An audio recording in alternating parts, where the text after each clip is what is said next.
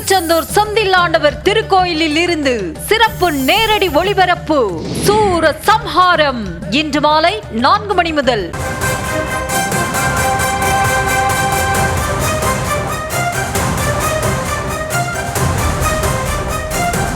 தொடர் மழையால் கூவம் ஆற்றில் வெள்ளப்பெருக்கு ஏற்பட்டிருக்கிறது.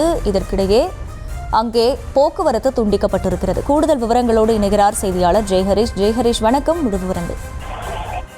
வணக்கம் அகிலா. சென்னை மதுரவாயல் அருகே அடையாளம்பட்டு பகுதியில் அமைந்துள்ள அந்த கூவம் ஆற்றின் வெள்ளப்பெருக்கு ஏற்படுவதன் காரணமாக சாலையானது முற்றிலுமாக துண்டிக்கப்பட்டுள்ளது.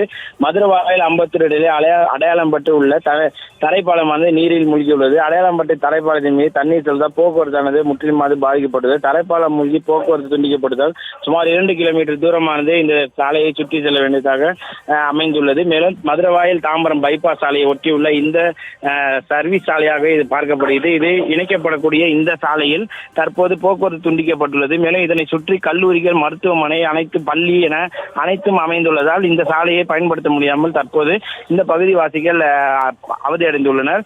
மேலும் இந்த பகுதியில் ஏற்கனவே மதுரவாயல் மற்றும் கோயம்பேடு உள்ளிட்ட பகுதியில் கூவமாற்றில் ஏற்பட்ட வெள்ளப்பெருக்கு காரணமாக பல்வேறு தரைப்பாலங்கள் மூழ்கியது குறிப்பிடத்தக்கது. மேலும் தற்போது இந்த தரைப்பாலமும் மூழ்கியுள்ளது, அடையாளம்பட்ட தரைப்பாலமும் மூழ்கியுள்ளது குறிப்பிடத்தக்கது. அகிலா,